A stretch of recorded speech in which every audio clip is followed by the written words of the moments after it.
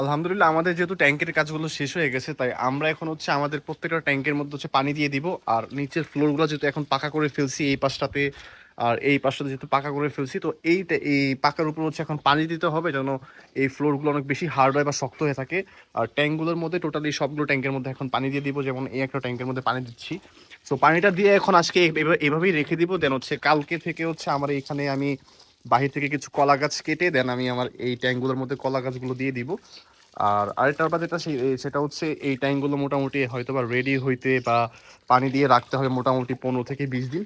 দেন এখানে আমরা নতুন করে এর মধ্যে আমরা আবার কয়েক সেট পানি চেঞ্জ করব।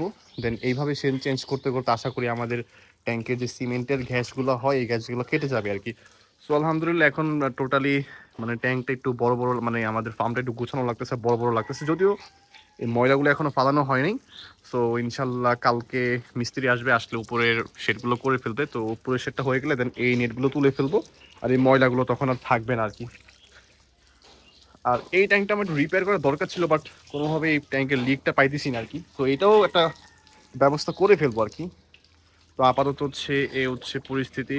আর এই ট্যাঙ্কের মধ্যে হচ্ছে যখন আমরা মানে এখন তো পানি দিয়ে রাখবো, আর যখন এখানে কলা গাছ দিব, কলা গাছ দিলে হবে যেটা সেটা হচ্ছে এই ইয়াগুলো ট্যাঙ্কের যে গ্যাসগুলো আছে গ্যাসগুলো হয়তো এখান থেকে চলে যাবে খুব তাড়াতাড়ি। অনেকে হচ্ছে অনেক কিছু ইউজ করে, বাট আমি বলবো যে কলা গাছটা আসলে বেশি ভালো, কলা গাছটা দিলে ট্যাঙ্কের গ্যাসটা তাড়াতাড়ি কেটে যায় আর কি।